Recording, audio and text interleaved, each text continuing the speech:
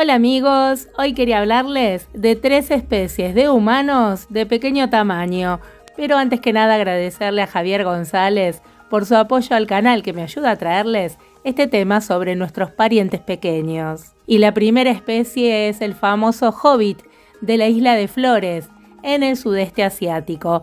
Resulta que se acaba de publicar un estudio sobre este homínido que vivió hasta hace unos 50.000 años y que desconcierta a los científicos por varios motivos. El hombre de Flores fue descubierto por primera vez hace 21 años y puso en entredicho la idea de que la evolución humana se desarrollaba en una línea ordenada, desde lo más primitivo a lo más complejo. Los expertos no saben por qué el hobbit, este nombre tiene que ver con un guiño a los personajes de ficción de Tolkien, desarrolló un cuerpo tan diminuto y vivió hace relativamente poco tiempo. ¿Cómo cruzó las profundidades del océano para llegar a la isla de Flores?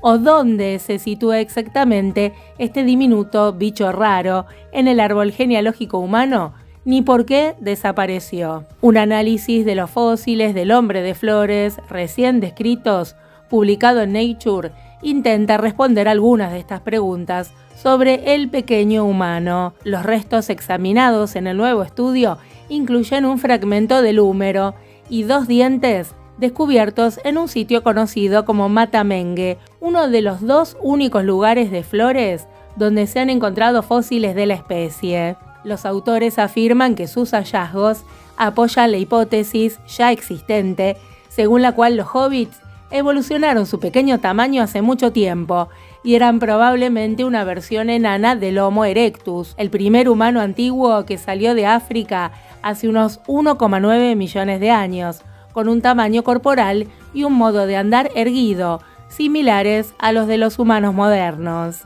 Se han encontrado restos de Homo erectus en la isla indonesia de Java y en otros lugares de Asia y de África. Los investigadores creen que Homo erectus quedó aislado en la isla hace alrededor de 1 millón de años y sufrió una drástica reducción del tamaño durante un periodo de unos 300.000 años.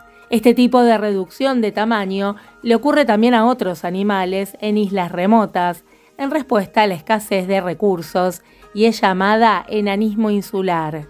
Tal vez no había una necesidad de tener un cuerpo grande, lo que requiere más alimentos y toma más tiempo para crecer y reproducirse. En esta isla de Flores no había mamíferos depredadores ni otras especies de homínidos, por lo que el tamaño del cuerpo pequeño estaba bien. Basándose en la longitud estimada del hueso, el equipo calculó que la altura de su propietario era de 1 metro. La microscopía digital de la estructura del hueso indicaba que pertenecía a un adulto y no a un niño. El húmero completo tendría entre 21,1 y 22 centímetros de longitud, el fósil óseo de extremidad humana adulta más pequeño jamás hallado. La capa de sedimentos que contiene a los fósiles fue datada en investigaciones anteriores en 700.000 años.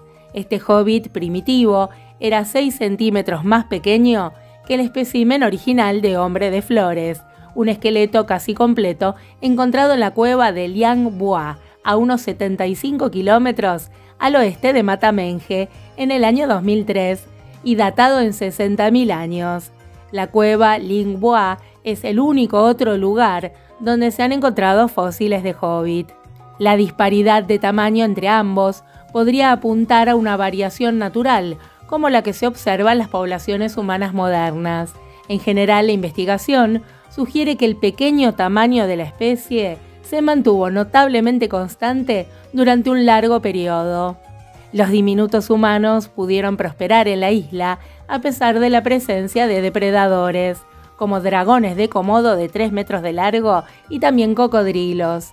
Sin embargo, no todos los científicos están de acuerdo en la interpretación de que el Homo erectus era el antepasado del hombre de Flores. Según otros autores, el hobbit, con su pequeño cerebro y las muñecas parecidas a las de los chimpancés, podría estar más emparentado con homínidos que tenían cuerpo pequeño, como Homo habilis, que solamente se conoce en África. Para salir de dudas, habría que encontrar fósiles mucho más antiguos, de tiempos cercanos a su llegada a la isla de Flores, o sea, más de 1 millón de años. Nuestra segunda especie pequeña fue el hombre de Luzón, que vivió en los bosques de Filipinas hace más de 60.000 años. Unos pocos dientes, un fémur y algunos huesos de los pies y de las manos, encontrados en las profundidades de la cueva del Callao, permitieron a los científicos encontrar a esta especie humana. En el año 2007 investigaban sobre la presencia de los primeros Homo sapiens en las islas del sudeste asiático, más que nada centrados en Indonesia y Filipinas. Estaban empezando con las excavaciones en la cueva de Tabón, en Palawan, donde habían sido descubiertos los restos más antiguos de Homo sapiens en Filipinas, con 30.000 a 40.000 años. Pero de pronto, entre huesos de animales, aparece un pequeño fósil que podría ser humano. En su primer momento creyeron que era de un Homo sapiens, pero posteriormente aparecieron nuevos fósiles. Desde el primer diente, un pequeño premolar que tenía 3 raíces, supieron que se trataba de algo nuevo. Los dientes de un Homo sapiens no son así. Además, la falange del pie era curva, algo que tampoco corresponde en absoluto. Algunas de sus características, como los dedos curvados, lo acercan más al remoto Australopithecus que a cualquiera de sus parientes contemporáneos. Si descendieran del Australopithecus, se pondría en tela de juicio todo lo que sabemos de los humanos en Asia. Al día de hoy no hay ningún resto de Australopithecus fuera de África. Tal vez exista y no se haya descubierto, ya que en la prehistoria nunca se sabe. La otra opción es que desciendan del Homo erectus y que el endemismo insular haya podido dar esta extraña mezcla de rasgos, con características que recuerdan a un ser muy primitivo. Es complicado explicar un mecanismo evolutivo que implica un retorno en la evolución, pero hay precedentes en otras especies de mamíferos insulares en los que la evolución va de la mano con una reducción de talla, como en elefantes y ciervos enanos.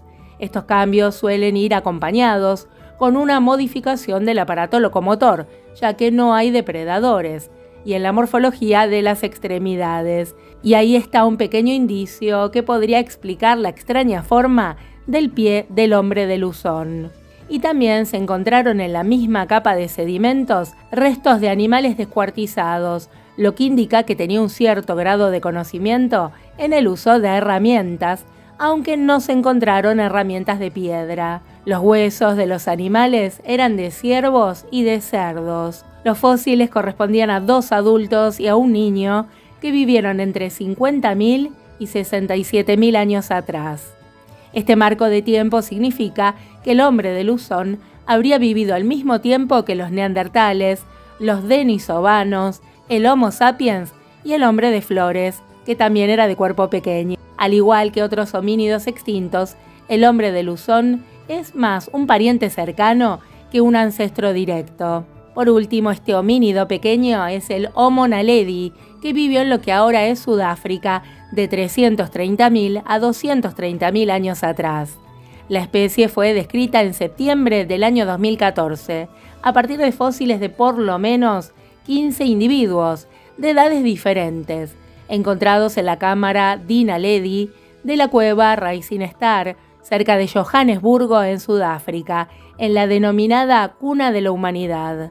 Este yacimiento proporcionó unos 1.550 restos, entre fragmentos y huesos completos, de prácticamente todos los huesos del esqueleto, siendo la mayor concentración de restos de una misma especie de humano que no sea Homo sapiens.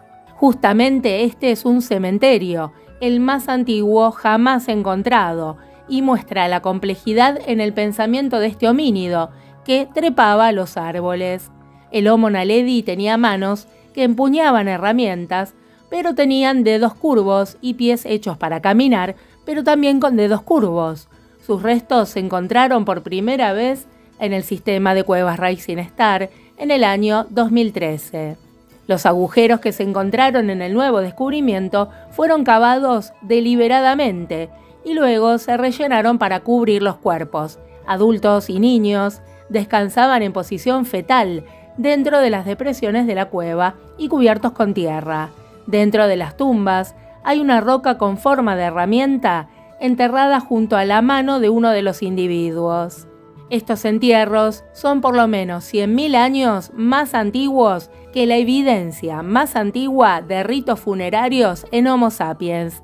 Este hallazgo desafía la creencia tradicional de que cerebros más grandes fueron necesarios para actividades complejas, como el entierro de los muertos. Como bien sabemos, los cerebros más voluminosos se relacionan con una inteligencia mayor, pero esta especie primitiva tenía un cerebro del tamaño de una naranja. Su altura aproximada era de 1,50 m, un peso promedio de 45 kilos. En el año 2012 se publicó que también habrían utilizado fuego para cocinar e iluminarse. También se dijo que el Homo naledi era capaz de tener un comportamiento emocional y cognitivo complejo a través de grabados en las superficies lisas de un pilar de la cueva.